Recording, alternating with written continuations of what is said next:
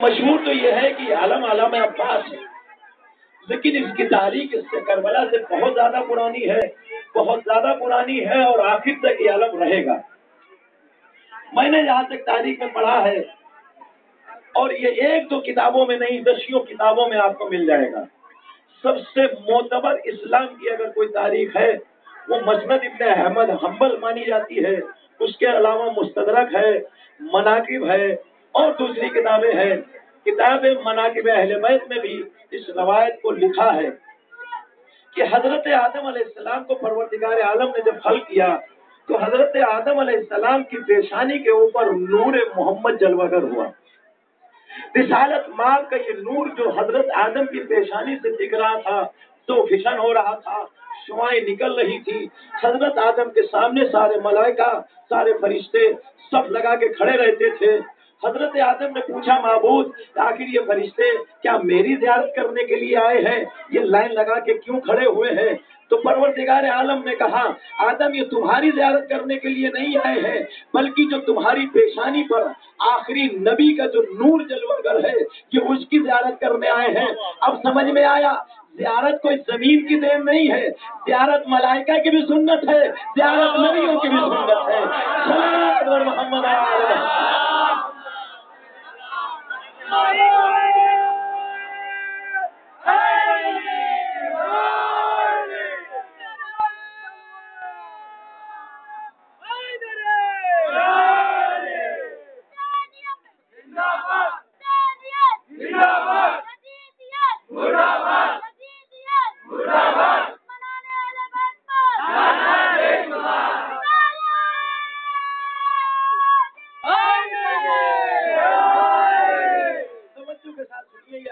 کیا؟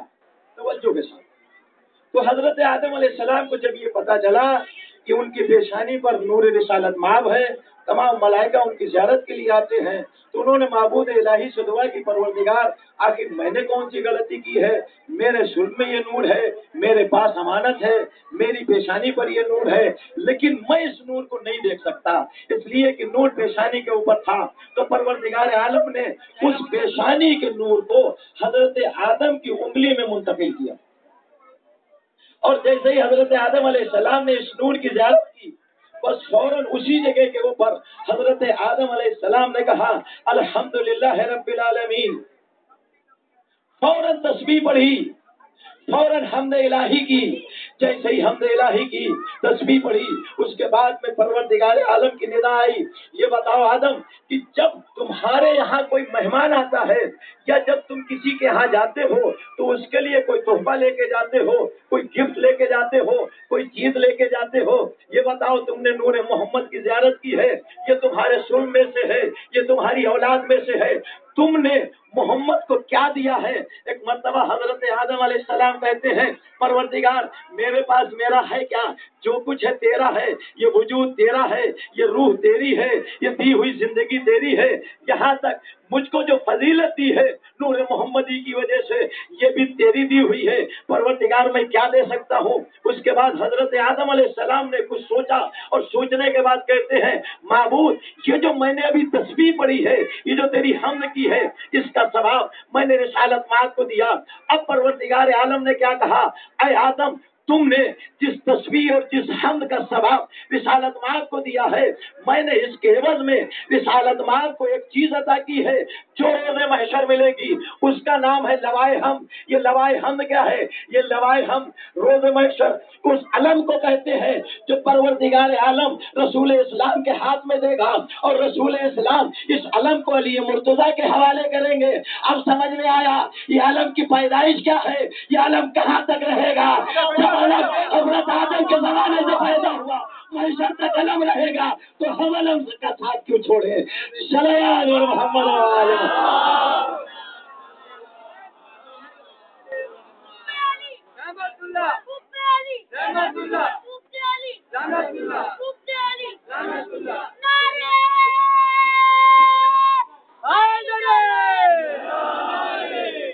اب تو جملے یہ بھی بتا دے چلو یہ لوائے حمد کیا ہے اور کیسا ہے۔ روز محشر جب سارے لوگ محشر میں جمع ہوں گے، حساب کتاب ہو چکا ہوگا، اس کے بعد رسالت مآب کے لیے ایک ممبر لے کے آئیں گے فرشتے. رسالت مآب اس ممبر کے اوپر بیٹھیں گے. رسالت مآب کے ایک بازو میں حضرت ابراہیم کے لیے ممبر لگایا جائے گا, دوسرے بازو میں مولا علی ابن ابی طالب کے لیے ممبر لگایا جائے گا. سارے محشر تماشا گر ہوں گے. یہ تینوں بزرگوار ممبروں کے اوپر بیٹھیں گے. اس کے بعد لوائے حمد لایا جائے گا. لوائے حمد میں 3 پٹکا ہوگا, ایک پنجہ ہوگا.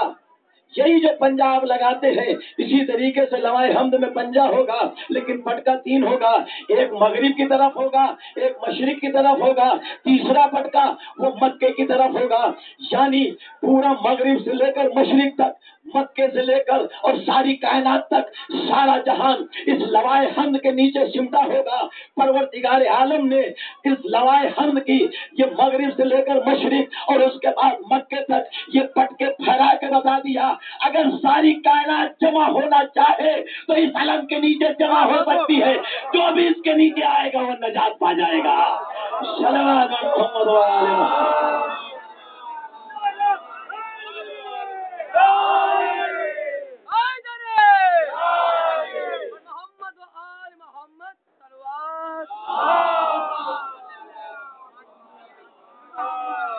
اس علم کو روز محشر میں نصب کریں گے. ساری تقریبات ہونے کے بعد, سارے مراسم ہونے کے بعد ایک مرتبہ پروردگار عالم کی طرف سے حکم ہوگا اس علم کو اٹھایا جائے. علم کو اٹھانے والے خوش بحال لوگ ہیں, ہر ایک اس علم کو نہیں اٹھا سکتا. روز محشر یہ حکم ہوگا اس علم کو اٹھایا جائے. تمام فرشتے ایک ایک کر کے آئیں گے, علم کو اٹھانا چاہیں گے, لیکن کسی میں ہمت نہ ہوگی کہ اس علم کا بوجھ سنبھال سکے, اس علم کا بار سنبھال سکے, اس علم کو اٹھا سکے. ایک مرتبہ جب سارے ملائکہ ہمت ہار چکے ہوں گے, اس کے بعد پروردگار عالم کی طرف سے ایک صدا آئے گی, کون ہے میری بارگاہ کا اسد اللہ کہ جو اس کو اٹھائے.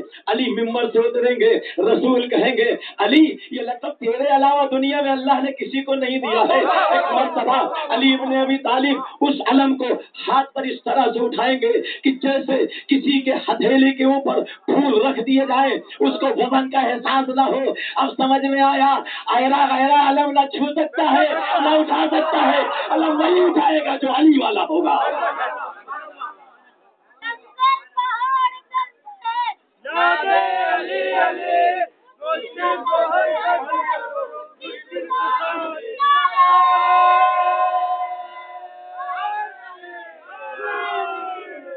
اور یہی وجہ تھی کہ رسالت مآب نے اپنی زندگی کے آغاز سے لے کر آخر وقت تک ایک علم بنایا تھا. کوئی بھی جنگ ہوتی تھی یہ علم اس جنگ کا نشان ہوتا تھا. کوئی بھی مارکا ہوتا تھا یہ علم اس مارکے کا نشان ہوتا تھا. کوئی بھی مسئلہ ہوتا تھا یہ علم اس مسئلے کا نشان ہوتا تھا. اور شاید یہی وجہ ہے کہ روز غدیر بھی یہ علم نصب کیا گیا.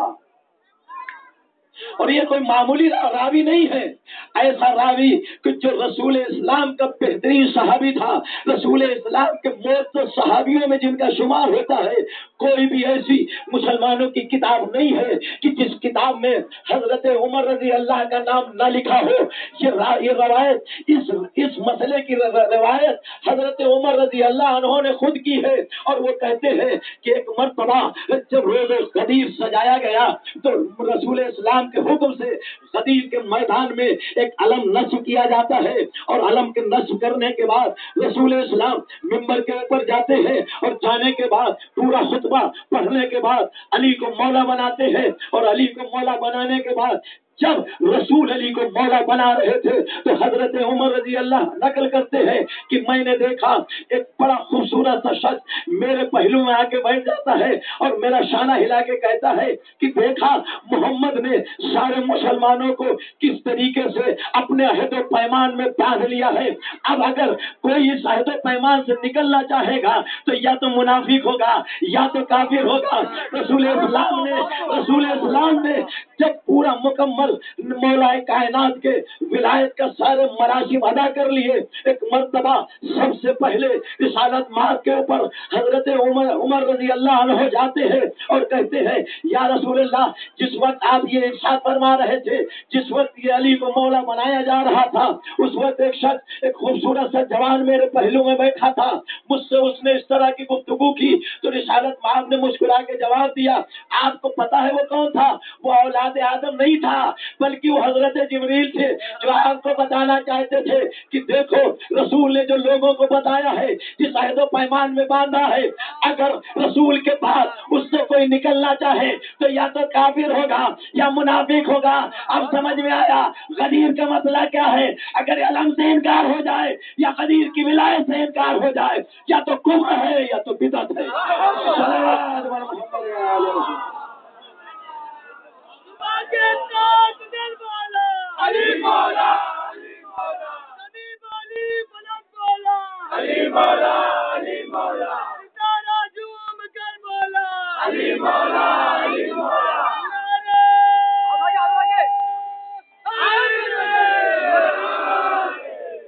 अच्छा, एक चीज और बताता चलूं अपने बच्चों के लिए, नौजवानों के लिए। देखिए, कोई भी चीज, कोई भी काम इंसान जब बराबर मुस्तकिल करता है तो उसकी आदत पड़ जाती है। एक शख्स है, एक बच्चा है, नौजवान है, उसको बीड़ी की सिगरेट की आदत पड़ गई, वो मुस्तकिल अगर करता रहा तो उसकी आदत पड़ जाएगी। कोई भी है, एक काम जो मुस्तकिल कई बार करता है उसकी आदत पड़ जाती है। अब उससे अगर कहा जाए ये छोड़ दो तो छोड़ नहीं सकता, है ना मसला ऐसा। अच्छा, कोई शख्स ऐसा है कि जो पैदाइश से लेकर जब से शऊर उसको आया हो, उस वक्त से लेकर और मरते दम तक अगर कोई काम करे तो उसकी कितनी बड़ी आदत होगी। अगर उसको मरने के बाद भी रूह फूकी जाए और उसको जिलाया जाए और जगाया जाए तो वो उस वक्त भी वो फौरन वही काम करेगा जो जिंदगी भर करता आया है। ये जो आलम निकालते हैं, ये अपने बच्चों की हम आदतें डालते हैं कि बेटा, जब रोजे महशर तुम किसी मुसीबत में फंस जाना, अली तुमको न मिले भीड़ भाड़ में, रसूल दिखाई न दे, दूर से अलम देख लेना, अलम के सहारे चले जाना, रसूल भी मिल जाएंगे, अली भी मिल जाएंगे। सलवात और मोहम्मद।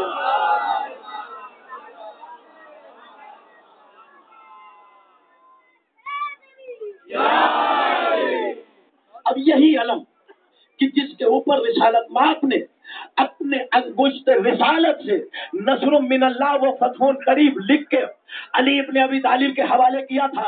यही तो वजह है, कोई भी तारीख देख लीजिए, किसी भी मजहब की लिखी हुई तारीख हो, किसी भी फिरके की लिखी हुई तारीख हो, किसी तारीख में ये नहीं मिलेगा कि अली के हाथ में ये अलम हो और ये अलम लेकर अली गए हो और वो जंग फतेह न हुई हो, वो मसला हल न हुआ हो, वो मुश्किल कुशाई न हुई हो।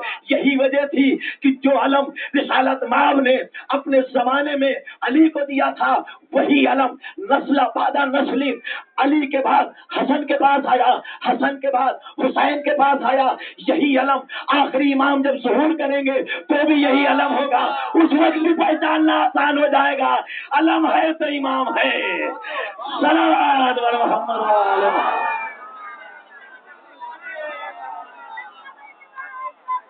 वही अलम है जो करबला के मैदान में हुसैन इब्ने अली के हाथों में था, कि जिसका परचमदार अब्बास इब्ने अली था।